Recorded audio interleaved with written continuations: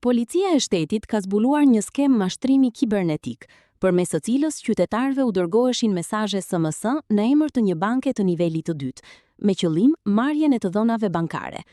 Sipas policisë, mashtrimi realizohej përmes një fushate të tipit smishing, ku qytetarëve u kërkohej të përticonin të dhënat e tyre duke klikuar në një link mashtrues që imitonte faqen zyrtare të institucionit bankar.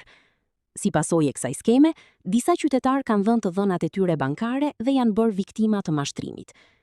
Operacioni policor i koduar Banka e Reme 2 u finalizua nga Drejtoria për Hetimin e Krimeve Kibernetike në bashkëpunim me Drejtoria Vendore e Policisë Tiranë dhe Prokurorinë.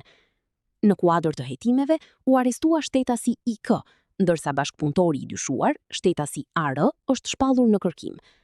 Materialet procedurale ju referuan prokurorisë pranë gjykatës së shkallës së parë të juridiksionit të përgjithshëm Tiranë për veprat penale mashtrimi kompjuterik dhe falsifikimi kompjuterik. Policia e shtetit u bëri thirrje qytetarëve të tregojnë kujdes maksimal ndaj mesazheve apo linkeve të dyshimta që kërkojnë të dhëna personale apo bankare, duke theksuar se asnjë bank nuk kërkon përditësim të dhënave sensitive përmes SMS-seve.